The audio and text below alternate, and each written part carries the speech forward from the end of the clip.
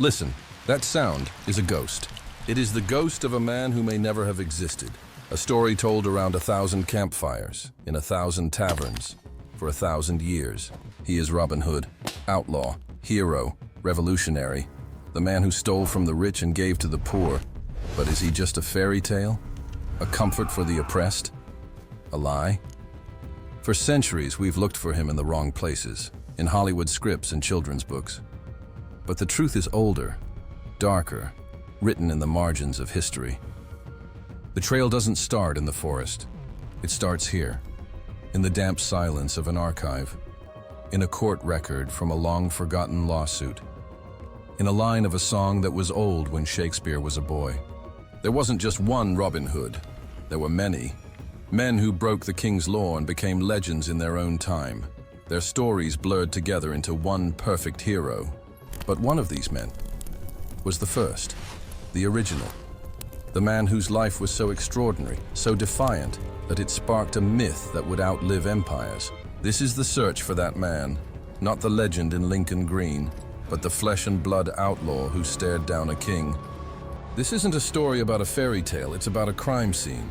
And we've just found the first clue.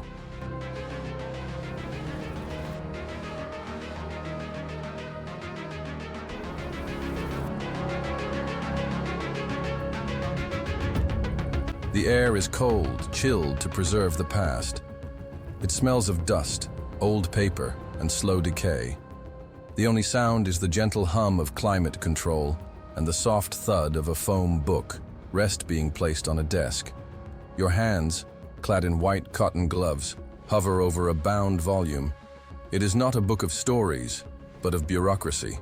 A pipe roll, a record of taxes, debts, and legal fines submitted by the sheriffs of England to the King's Exchequer. This one is from the financial year 1225-1226. The vellum page is thick, stained with time. The Latin script is cramped, written in a dark brown ink that has faded to rust. It is the handwriting of a clerk, long dead, documenting the dry minutiae of a kingdom. This is not where you expect to find a legend. We begin not with a bang, but with a balance sheet. This is the reality of history. The glorious tales of kings and knights are written on parchment like this, but so are the lives of the forgotten, the criminals, the debtors, the vanished. And sometimes, if you know where to look, a name whispers out from the columns of numbers. Your finger, sheathed in white cotton, traces down a list of names. They are all debtors to the crown, people who owed money for fines, for taxes, for petty crimes. The entries are heartbreakingly mundane. Walter of Doncaster for brewing bad ale, 2 shillings. The widow Agnes for the escape of her pig, 6 pence. And then you stop. And then you find it. Not in a chapter on heroic outlaws, not in a bard's song, but here, between a fine for bad beer and a tax on a pig. The entry is brief, almost lazy. It reads, Robert Hod, fugitivus, accountable for 32 shillings and 6 pence. He has no goods. Therefore he is owing, and so it is commanded that he be exacted from. Robert Hod, the fugitive, owes money, has nothing. Find him and make him pay. It's a bureaucratic dead end, a financial footnote, but it is also a spark, the first historical spark, because this Robert Hod, this man with nothing, vanished into the greenwood of Yorkshire, and his name would not be forgotten. Yorkshire countryside, flashback, 1226. The image shifts. The sterile archive is replaced by the wet, windy moors of Yorkshire. A man, Robert Hod, is running. He is not a dashing hero. He is desperate, clad in ragged, muddy clothes. His breath plumes in the cold air. He glances over his shoulder, his eyes wide with fear. He's running from the law, from the sheriff's men, from the debt that he could never hope to pay. 32 shillings was a fortune to a poor man. It represented a year's wages, a life of servitude, a death sentence. This is our candidate, the Robin, Robert Hod of York. Not an earl, not a disinherited nobleman, a common man, crushed by the immense impersonal weight of the law. His crime was likely poverty itself. To be poor in 13th century England was to be in a permanent state of debt to your lord, your church, your king. He ducks into a dense thicket, his heart hammering against his ribs. The sound of horses and barking dogs fades in the distance. He is alone, hungry, and utterly free for the first time. He is an outlaw, ut legatus, outside the law. The law would no longer protect him, but it also no longer bound him. And in that status, the outlaw, lay a perverse kind of power. To be declared an outlaw was to be erased from society. You could be killed on sight, but you could also reinvent yourself. You could become a story, and stories are harder to kill than men. A tavern. Flashback, 1227 months later. A smoky, low-ceilinged room. Ale sloshes in wooden cups. A traveling ballad singer, a grimy man with a lute, finishes a well-known tune about a tragic love affair. He takes a swig of ale, and a man in the crowd shouts, "Man in crowd, sing us a good one. Sing us about the one in the wood, the Hod." The ballad singer grins, a gap-toothed smile. He strikes a new chord, a livelier, more defiant tune. "Listen to me, my good men all, and hark what I shall say. Of one that was a proud outlaw, his name was Robert Hod." The crowd leans in, smiling. They know this one. The ballad singer sings of Robert Hod robbing a greedy abbot on the road, of outwitting the sheriff's men, of giving the spoils to the poor. And so the legend begins, not as history, but as gossip, as wish fulfillment. The story of Robert Hod, the fugitive debtor, is picked up and polished. His name changes with the local dialect. Hod becomes Hood. His exploits grow with every telling. The real man is already disappearing, swallowed by his own story. He is becoming a symbol. The ballad singer finishes to raucous applause and a few coins tossed at his feet. In the corner, a traveling scribe, a cleric, idly jots down the name and a few lines of the song in his personal journal. He doesn't know it, but he has just transferred the oral legend to parchment. He has given the ghost a body. The National Archives, London, present day. You are back at the desk. The pipe roll from 1226 is still open, but now you open another book, a scholarly text. It references another record from the Assize Rolls of 1228. But Robert Hod of York was not alone. The name, it seems, was cursed. Or perhaps it was just common. Because 2 years later, another record appears. You find the entry. Another Robert Hod. Or possibly the same one. This one is referred to as Robertus Hod, fugitivus. His goods, valued at a meager 2 shillings and 6 pence, are confiscated by the Sheriff of Yorkshire. 2 Roberts, 2 fugitives, or 1 man, hunted for years, his legend growing as his worldly possessions shrink to almost nothing. The historical trail ends here. Robert Hod vanishes from the official records. He is either captured, killed, or he vanishes so completely into the greenwood that the law can no longer find him. So is this it? Is Robert Hod, the fugitive debtor from Yorkshire, the real Robin Hood? He has the name, he has the status, he has the timing. But he is missing something crucial, the setting. The Robin Hood of legend is inextricably tied to one place, Sherwood Forest, and to one time, the reign of a king. Our Robert Hod lived under the boy king Henry III. The ballads, however, would later speak of a different monarch, a king who was away, fighting in a crusade. The name in the ledger is the first clue, but it is not the last. Because while Robert Hod was running from the law in Yorkshire, another man with a similar name and a much grander grievance was making history of a different kind. A man who didn't just defy a sheriff, he defied a prince. The search is no longer for a name, it is for a motive. And for that, we must travel south, to the dark heart of Sherwood itself, and back in time, to a period of civil war and unimaginable violence. The time of Richard the Lionheart.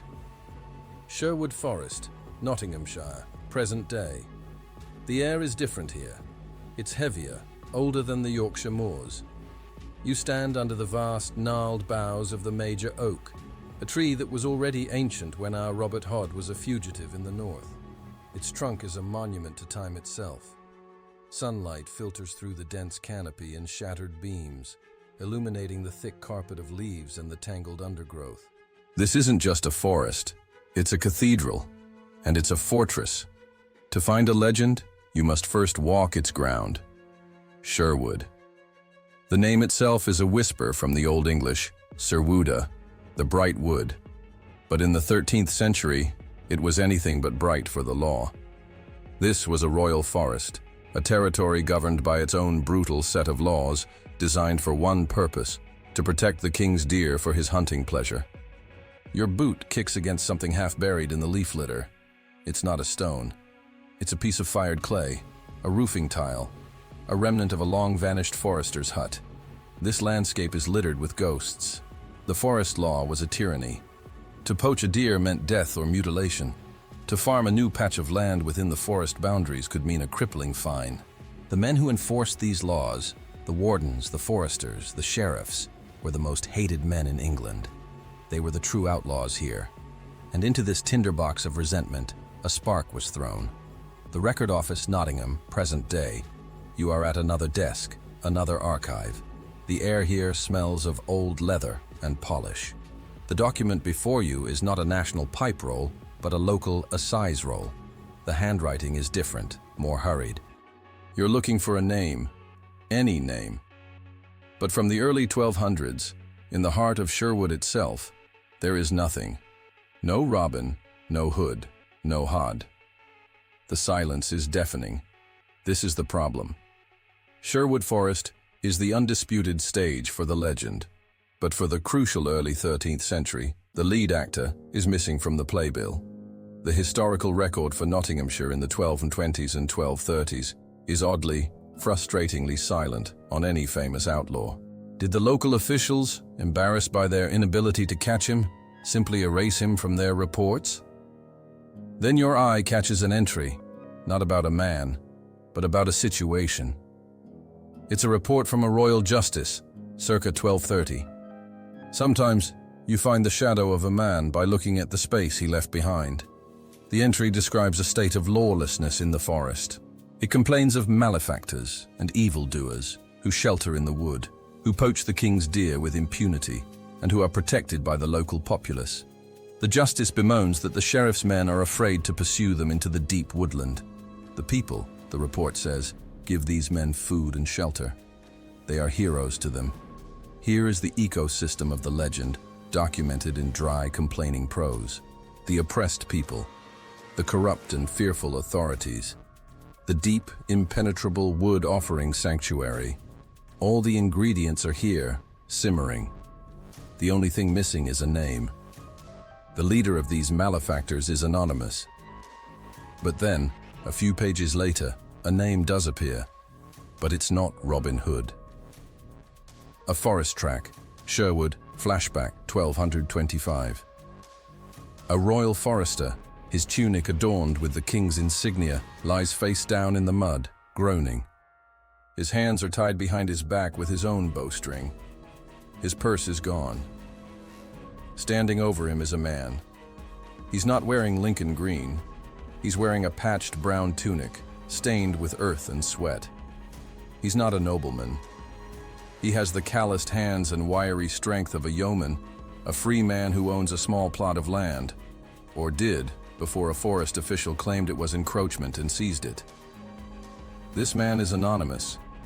History never recorded his name. Let's call him John. John tosses the forester's purse to a younger, nervous-looking boy beside him. John, take it. Get your family through the winter, and tell no one who gave it to you. Boy, stammering. They'll hang you if they catch you. John, they have to catch me first. This is my wood, not the king's. He melts back into the trees, silent as a ghost. The boy looks at the heavy purse in his hand, his fear replaced by awe. This is how it starts, not with a grand rebellion, but with a single act of defiance. A man pushed too far, striking back at the symbol of his oppression. The story of that moment would travel from village to village, growing with each telling.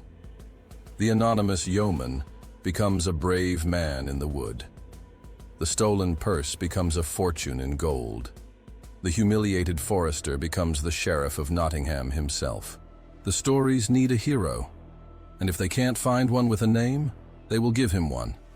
They will borrow one from a ballad they heard from a traveler from Yorkshire. The name of a famous fugitive, Robert Hod. The Record Office, Nottingham, present day. You close the Assize roll. The nameless outlaw of Sherwood remains nameless. But you open another book, a compilation of early ballads. The oldest known fragment of a Robin Hood poem dated to the mid-1400s. It begins, Robin Hood in Sherwood stood. The legend has officially arrived at its home. But it took over 200 years to make the journey from the historical record to the popular song. So we have a name from Yorkshire, but no forest. And we have a forest in Nottingham, but no name. The theory is simple. The story of Robert Hod, the fugitive debtor from the north, travelled the medieval gossip network. And when it reached Nottinghamshire, it found a perfect home. It plugged into a local tradition of anonymous resistance and gave it a face, a name, and a story. But what if the story travelled the other way? What if the ballads, written later, were remembering a much older, much greater conflict? A time when the enemies weren't just greedy abbots and sheriffs, but a usurper king.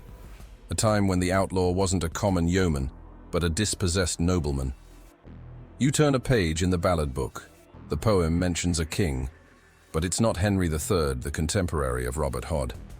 The ballad calls him Edward, but the most popular versions would later change it to the most famous absent king of them all, Richard the Lionheart. The ballads are a palimpsest, a parchment scraped clean and written over again and again. The original story is buried under layers of later invention. To find it, we must scrape back. And to do that, we must leave the 13th century behind. We must journey back into the fire and blood of the 12th century, to the time of the anarchy, to the time of a true noble outlaw who did not rob from the rich to give to the poor, but who fought to reclaim a stolen earldom from a wicked king. The search for Robin Hood is about to take a sharp turn away from common criminals and into the highest echelons of power, betrayal, and civil war. A university library, present day. The air here is different from the archives. It's not the cold silence of state records, but the hushed, focused energy of academic pursuit. You're not looking at pipe rolls now, but at genealogies. Great, sprawling family trees etched onto parchment, tracing the bloodlines of the Norman aristocracy that conquered England. We have followed the poor man's trail, the common outlaw, the fugitive debtor. It leads to a compelling, gritty origin. But it is not the only trail. There is another, far more aristocratic path. A theory that argues Robin Hood was never a yeoman at all. That he was, from the very beginning, a nobleman brought low. A man robbed of his own birthright. You trace a line on the genealogy. It leads to a complex web of marriages, inheritances, and disputes in the late 12th and early 13th centuries. The history of the earldom of Huntingdon is a mess of conflicting claims and royal interference. The ballads themselves give us this clue. In the later, more elaborate tales, Robin is no longer just Robin Hood. He is Robin of Locksley, or even Robert, Earl of Huntingdon. The story changes. He is not a common man who becomes an outlaw. He is a nobleman who is made an outlaw through treachery and injustice. This isn't a story about crime. It's a story about revenge. This version of the legend is far more appealing to later audiences. It adds tragedy, romance, and a clear villain. But is it pure fiction, or is it a folk memory, distorted by time, of a real historical figure? A battlefield, Yorkshire, flashback, 1174. The air is thick with the screams of men and horses, the clash of steel, the coppery tang of blood. This is the Battle of Alnwick, part of the Great Revolt of 1173-74. Northern barons, backed by the King of Scotland, are in open rebellion against the English king, Henry II. Among them is a young, ambitious nobleman, David of Scotland, Earl of Huntingdon. He fights ferociously, his banner flying high. He is the brother of the King of Scots, William the Lion. He is fighting for more power, for land, for influence. But the rebellion fails. King Henry II's forces are victorious. David of Scotland is captured, dragged in chains before the English king. His titles, his lands, his earldom, all are forfeit. He is a disinherited lord. Here is our candidate, a real historical Earl of Huntingdon who lost everything. A powerful man brought low, imprisoned, his vast estate seized by the crown. He fits the template perfectly. But there's a problem. He was eventually pardoned. He got his earldom back.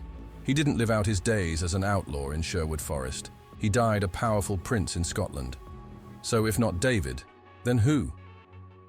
The title was disputed for decades. Other men claimed it. Other men felt it was unjustly stolen from them. The Royal Court, London, flashback, 1185. A different nobleman kneels before the king. This is Robert Fitz-Otho, a trusted royal servant.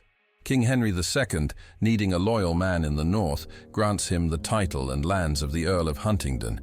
The legitimate heir, the son of the previous earl, is pushed aside. This Robert is now the Earl of Huntingdon. But his hold on the title is precarious, hated by the old nobility who see him as an upstart, a royal favorite stealing a birthright. Could this be the origin? A man named Robert, made Earl of Huntingdon by a king's whim, is seen as a usurper by the common people. Could his name, Robert of Huntingdon, have been cursed by the populace, transformed in folk tales into a champion who fought against such corrupt top-down injustice? A fictional hero who stole from the rich, like the usurper Earl, and gave to the poor, the dispossessed. The theory is enticing. It provides a noble name, Robert. It provides a title, Earl of Huntingdon. It provides a motive, disinheritance. But it lacks the crucial, visceral connection to the outlaw life. The Borderlands, England, flashback, 1215. The image changes again.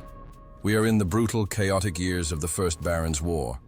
King John is fighting his rebellious barons. The borderlands between England and Scotland are a lawless no-man's land of shifting allegiances and freelance violence. Here, a different type of noble outlaw operates. Not a disinherited earl, but a roving night bandit. Men like Fulk Fitzwarren, a real historical figure who was disinherited and took to the woods with a band of followers, waging a personal war against King John. His legend is strikingly similar to the early Robin Hood tales. This is the melting pot where the legend could have been forged. The stories of Fulk Fitzwarren, the memory of the disinherited Scottish earls, the reality of countless unnamed knights and barons who found themselves on the losing side of a civil war and turned to banditry to survive. Their stories swirled together in the popular imagination. A traveling minstrel might sing of Fulk's exploits in one village. In the next, he might blend it with a story he'd heard about a fierce Scottish earl who lost his lands. By the time the song reached Nottingham, the hero ESE name might have changed to fit a local story about a clever yeoman in Sherwood. The aristocratic theory doesn't give us a single man, it gives us an archetype. The wronged nobleman is a powerful and recurring figure in medieval folklore. The idea that Robin Hood was one of them is a seductive one, but it is a theory built on echoes and parallels, not on a single smoking gun in a court record. You look up from the genealogies. The family trees are a tangled web. The Earl of Huntingdon theory is elegant, but it feels like trying to put a square peg in a round hole. The chronology is wrong. The details don't quite fit. The noble outlaw is a brilliant literary creation, but history is often messier and more interesting. What if the truth is even older? What if the core of the Robin Hood legend predates all of these men? The Yorkshire fugitive, the Sherwood malefactors, the disinherited earls. What if the story isn't about a man at all, but about a god? The search is about to leave the realm of documented history entirely and plunge into the deep, dark well of mythology. We are going to meet Robin Hood not as a man, but as a phantom, a ghost of the ancient greenwood. A country churchyard, Somerset, present day. The rain has stopped, leaving the world glistening. You are not in an archive or a forest, but in a quiet churchyard in the West Country. Your destination is not a document, but a face, Carved into the stone archway above the church door, peering out from a tangle of stone leaves and vines, is a face. Its eyes are knowing, its mouth curled in a subtle, unsettling smile. Leaves sprout from its mouth, its nose, its eyes. This is the Green Man, an ancient pagan symbol of rebirth, the wildness of nature, and the untamable spirit of the wood. He is found in churches across Britain, a pre-Christian deity hiding in plain sight, co-opted by the church but never truly tamed. We have searched for a man and found a name. We have searched for a noble and found a title. But what if we have been looking for the wrong thing entirely? What if Robin Hood was never a person, but a memory? A folk memory, so old it predates kings and castles, of a spirit of the forest. You reach out and touch the cold, damp stone of the Green Man's face. The craftsmanship is centuries old, yet the symbol is millennia older. The ballads are filled with clues that don't fit a historical human. Robin's unparalleled skill with a bow, his ability to appear and vanish in the wood like a ghost, his band of merry men, a phrase that feels less like a gang of criminals and more like a description of a wild pagan retinue. He is the Lord of the Greenwood, and his enemy is not just a sheriff, but order itself.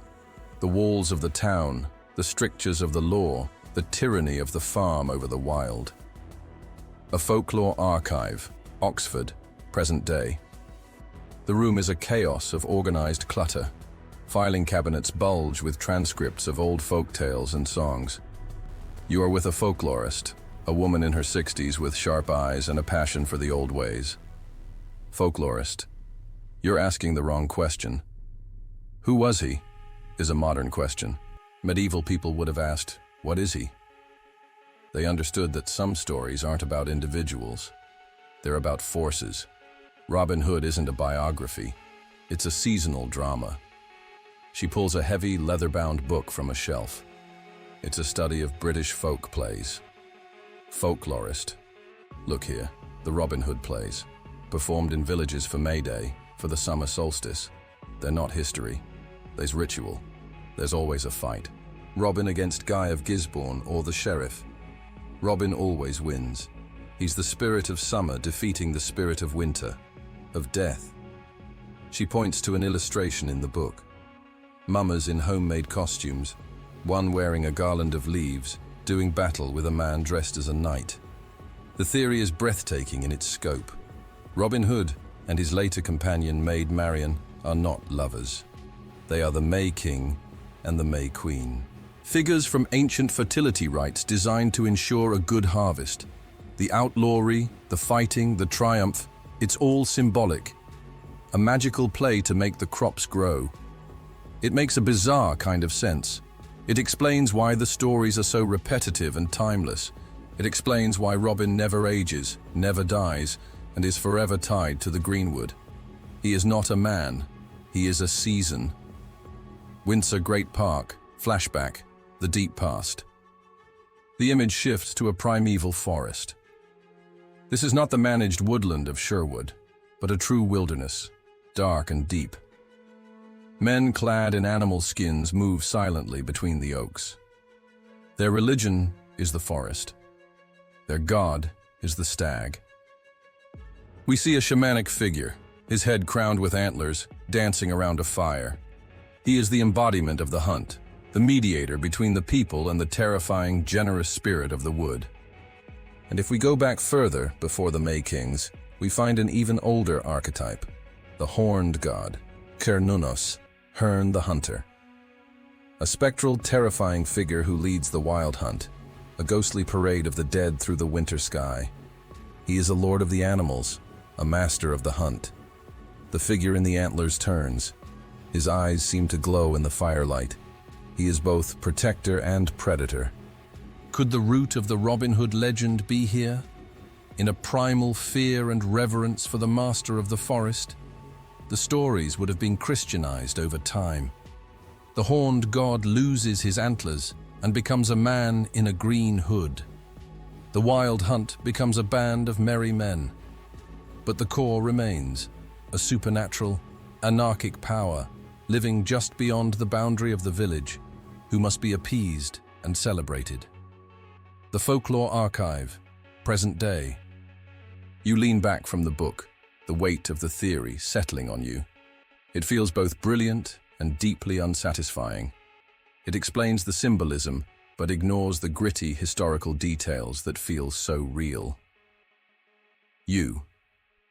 It's a compelling argument, but the early ballads, they feel so specific.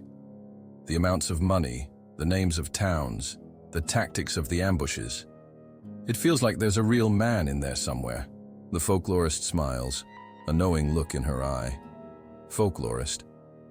Of course there is. That's how folklore works. It's a magnet. It rolls through history, picking up bits of real life and sticking them to its core. The pagan spirit needed a name, so it took Robin Hood from some forgotten Yorkshire fugitive. It needed a home, so it settled in Sherwood Forest, a place already famous for defying authority. It needed enemies, so it adopted the very real, very hated sheriffs and abbots of the 13th century. She closes the book with a soft thud. Folklorist. You don't have to choose. The answer isn't either a man or a myth. It's both. The genius of the Robin Hood legend is that it is a perfect fusion, an ancient pagan spirit put on the clothes of a very real medieval everyman. The god became a man so that men could become, for a moment, like gods, free, defiant, and masters of their own world. So the search ends not with a birth certificate, but with a transformation. We began looking for a criminal and found a king. We looked for a nobleman and found a god. The real Robin Hood is all of them, and none of them. He is a story that was so powerful, so necessary, that it absorbed history itself to make itself real. You thank the folklorist and step out of the archive. The sunlight seems different. The world feels older, layered with meaning you didn't see before. But we are not quite done. We have followed the trail of the name, the noble, and the god. But there is one final path to walk, the path of the story itself. How did this local folk tale, this regional hero, conquer the world? How did Robin Hood escape the Greenwood and become a global icon? The quest is no longer about finding the man. It is about understanding the power of the myth he became. To do that, we must follow the paper trail. We must track the legend itself, from a few lines in a ballad to a global phenomenon. We must go to the printers. Oxford, present day. The air in the Duke Humphrey's reading room is a sacred silence, thick with the weight of centuries. Under the gaze of carved wooden busts, you wear white gloves, as before. But the document before you is not a government pipe roll. It is a fragile, unbound quarto, its pages browned at the edges. It is not official history. It is popular culture. The header reads, "A Jest of Robin Hood." It is a printed ballad, but not from the 1400s. This is from the workshop of Wynkyn de Worde, William Caxton's successor, circa 1500. It is one of the earliest printed versions of the legend. The trail of the real Robin Hood now changes from a search for a man to a search for a story, because the story itself has a history. It evolved. It was edited, politicized, and sold. To understand how a possible Yorkshire fugitive became a global icon, we must become bibliographers. We must follow the legend onto the page. Your gloved finger traces the bold black letter type. The language is Middle English, but the story is familiar. Robin robs a knight, lends him money, ambushes the abbot of St. Mary's, and showcases his incredible archery. But the tone is different from the later tales. It is darker, grittier, less about giving to the poor and more about personal honor and settling scores. This early Robin is no nobleman. He is a straightforward yeoman, proud and violent. His enemy isn't a generic rich person. It's specifically a corrupt abbot and a shifty sheriff. This is a story for the common man, by the common man, reflecting a deep-seated, anti-clerical and anti-authoritarian sentiment that ran through England on the eve of the Reformation. The woodcut illustration beside the text is crude but powerful. It shows Robin, clad not in Lincoln green, but in standard yeoman's garb, drawing his bow. He looks directly at the viewer, a defiant challenge in his carved eyes. Flashback, 1506. The air is thick with the smell of lamp-black, ink, and hot metal. Wynkyn de Worde, a shrewd businessman in a printer's apron, oversees his press. He's not just a printer, he's a publisher. He knows what sells. He reads a proof sheet of The Guest. He nods to himself, then makes a small mark with a piece of charcoal. He points to a section where Robin gives some of his stolen gold to a poor family. D-word. Make that part bigger. Have him give more away. The people like that. It's not just about the fighting. It's about the justice. His apprentice nods, resetting the type. The story is being subtly shaped, even as it is mass-produced for the first time. The legend is being focus grouped in the 16th century. The printing press did for Robin Hood what the internet did for memes. It standardized him, amplified him, and broadcast him to a national audience. The oral tradition, with its countless local variations, began to solidify into a canonical text. And with that solidification came a softening. The rough-edged, possibly criminal yeoman started his long journey towards becoming a clean-cut hero. Flashback, 1795. The setting changes utterly. We are in a lavish Georgian library. Mahogany bookshelves hold leather-bound volumes. A gentleman, antiquarian and a romantic, reads not a cheap ballad, but a thick, expensive book, Joseph Ritson's Robin Hood, a collection of all the ancient poems, songs, and ballads. Ritson was a radical, a fervent supporter of the French Revolution. He saw in Robin Hood not just a hero, but a political symbol.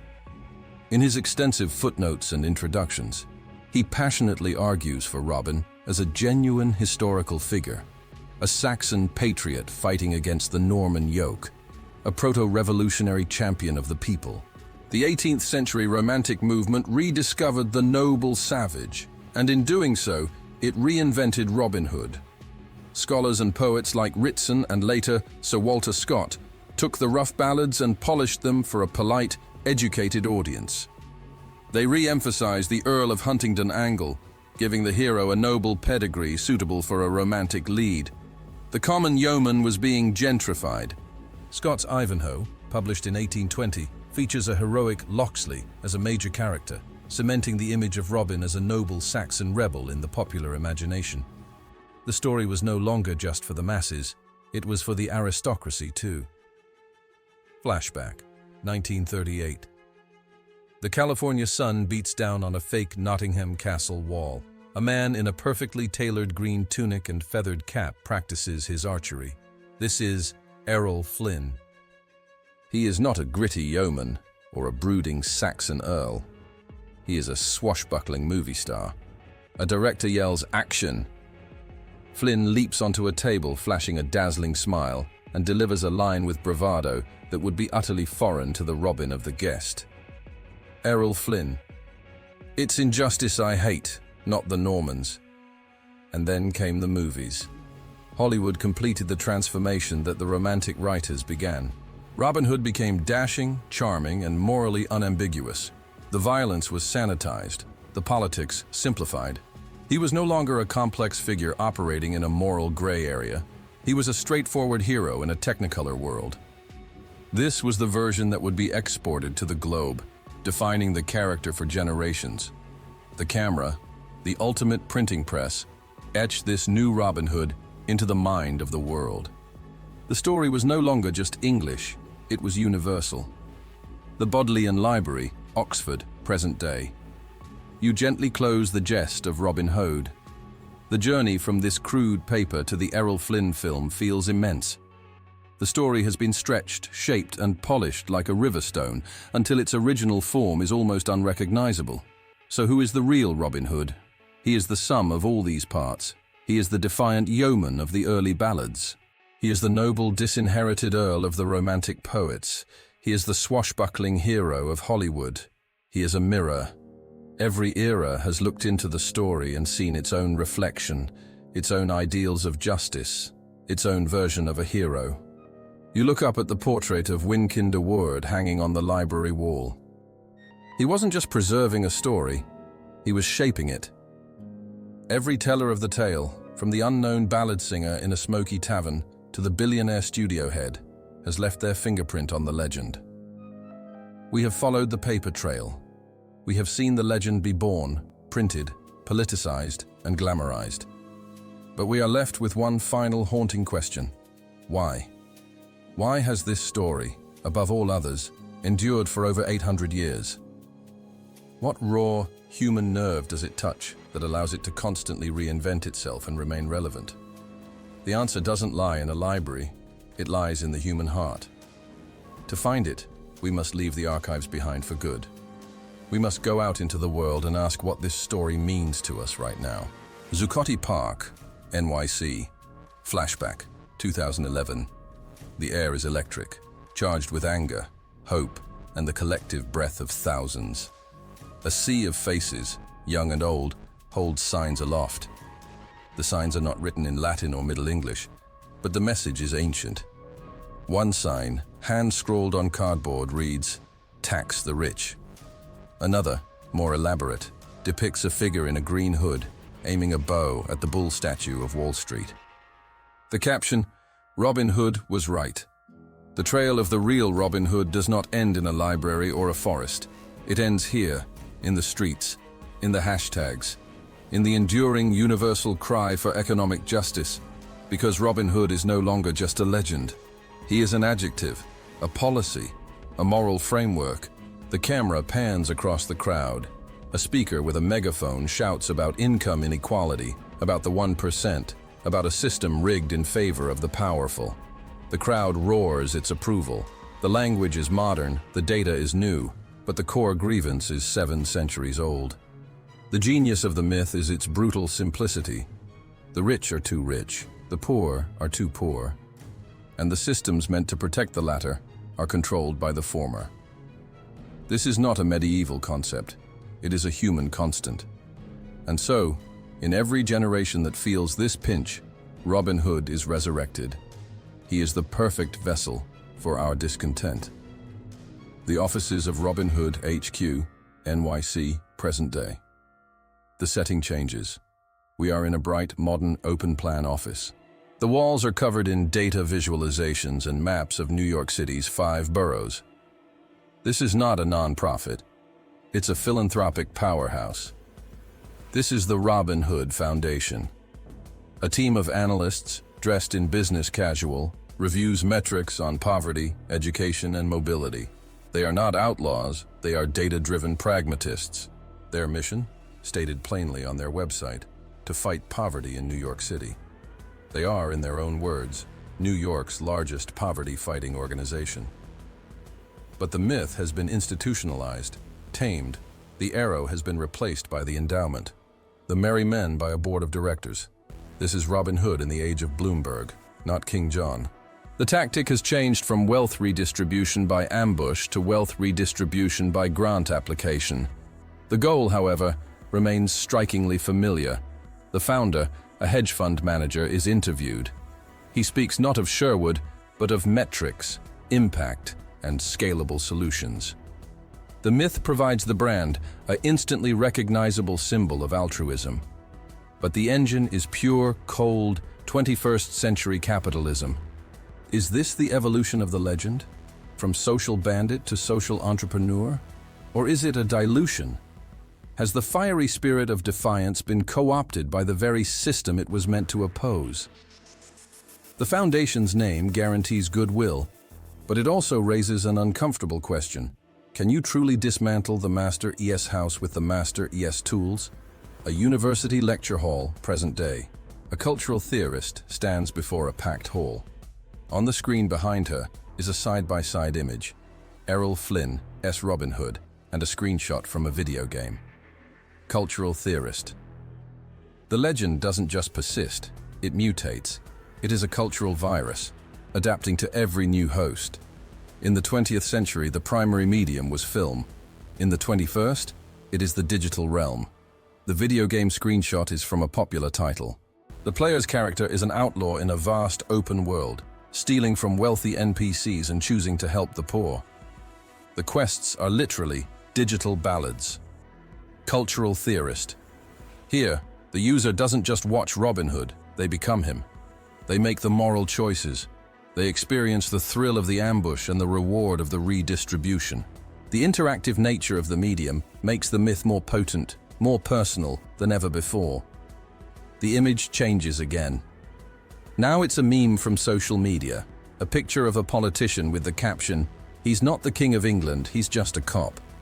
A direct, knowing riff on a line from the 1976 film Robin and Marian. The legend has become a language, a shorthand for a set of ideas about power, justice, and resistance.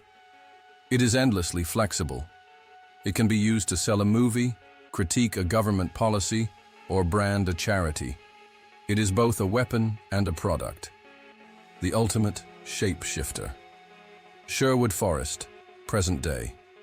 You are back at the major oak, but you are not alone. Around you, tourists from all over the world snap selfies. Children play with plastic bows and arrows. A guide in a period costume tells a sanitized version of the story to a captivated audience. This is the legend as a tourist industry, as heritage, as a pleasant day out. The struggle, the hunger, the violence, the fear, all have been scrubbed away, replaced by a safe, marketable nostalgia. And here, at its very source, the legend faces its final, perhaps most ironic transformation into entertainment. The dangerous, anarchic spirit of the Greenwood is now a family attraction. The outlaw is now a photo opportunity. You watch a child pretend to shoot an arrow into the air. She laughs. The struggle for daily bread that fueled the original stories is a universe away from her reality. For her, Robin Hood is a character, like a superhero. The historical and folkloric roots are irrelevant. The symbol is everything. So what remains of the real Robin Hood? He is a ghost in the machine of global culture, a flicker of righteous anger in a protester's eye, a line of code in a video game, a brand name on a charity's letterhead, a smile on a child's face as she draws her toy bow. He is all of these things because he was never just one thing. He is a story that became so powerful, it escaped the pages of history and began to shape the world itself. You leave the tourists behind and walk deeper into the wood, where the trees are older and the paths less traveled. The modern world fades away. We have followed his echo through centuries.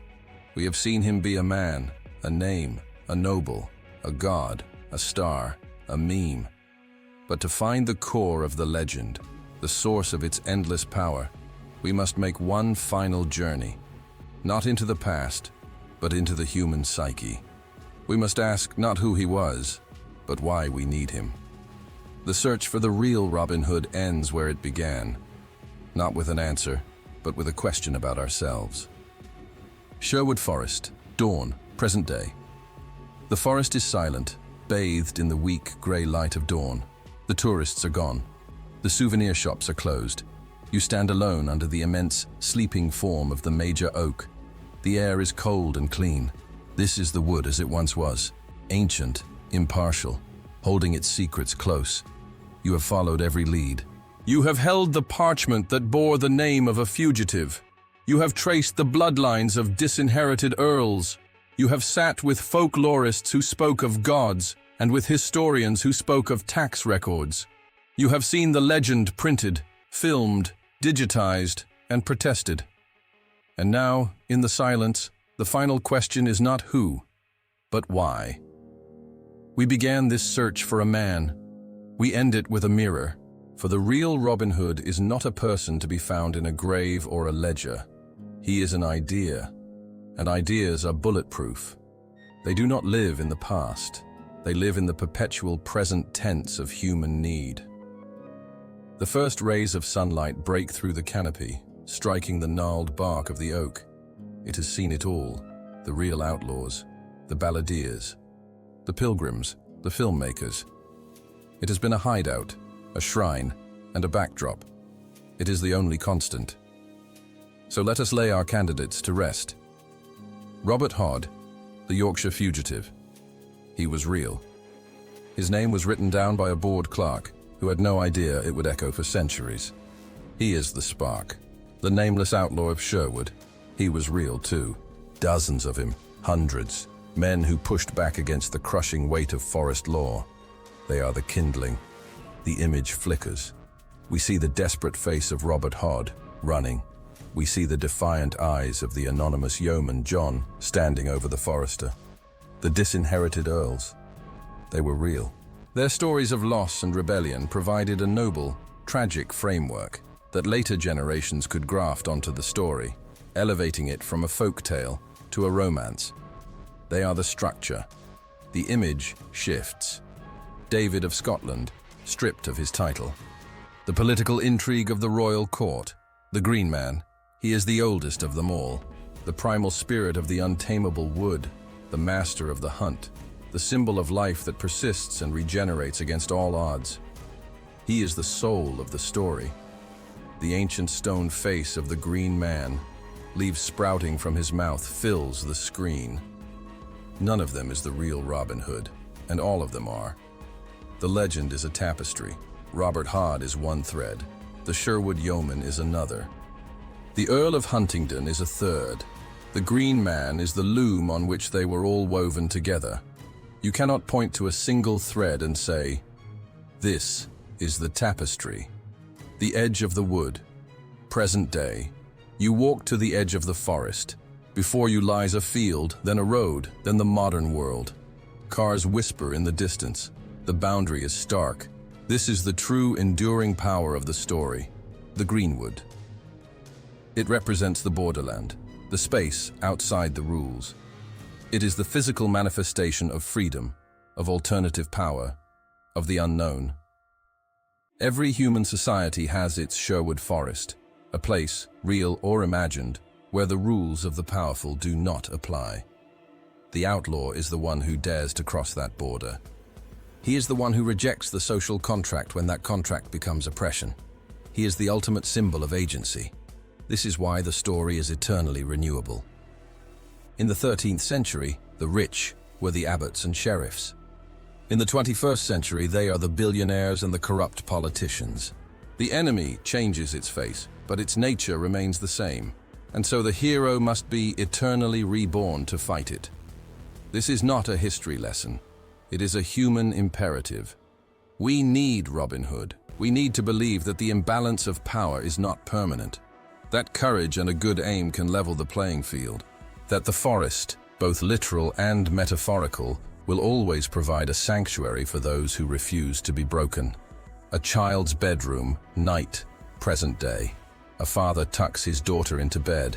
She holds a picture book. On the cover is a cartoon version of Robin Hood, smiling beside a fluffy lion. "Daughter, Daddy, was Robin Hood a real person?" The father smiles. He could give her the complicated answer. He could talk about pipe rolls and ballads and the Green Man, but he doesn't.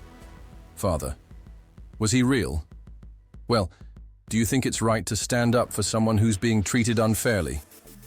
Daughter: "Yes." "Father, do you think it asks good to share what you have if you have more than you need?" Daughter: "Yes, Father. Then I think he's as real as it gets." He kisses her forehead and turns out the light. The idea is passed on. The legend is safe. And so the real Robin Hood is not a ghost we hunt in the past. He is a promise we make about the future. He is the part of us that rebels against injustice. He is the choice to give rather than to hoard. He is the courage to step into the greenwood, away from the safety of the known, and fight for a better, fairer world. He is, in the end, our better nature personified. And that is why he will never die. Sherwood Forest, present day, sunrise. You turn your back on the modern world and walk back into the heart of the wood. The sunlight is stronger now, dappling the forest floor. You stop and place your hand on the rough bark of the major oak one last time. You are not asking it for answers anymore. You are paying your respects. The search for the real Robin Hood is over. We did not find a skeleton. We found a blueprint. A blueprint for a hero that every generation must build for itself, using the materials of its own time and its own struggles. The wind whispers through the leaves, a sound that has not changed in 1,000 years. It is the sound of the greenwood, the sound of freedom, the sound of a story that is forever being told and forever being lived. You walk away, leaving the old tree to its guardianship. The legend does not need to be found. It needs to be remembered. And most of all, it needs to be lived.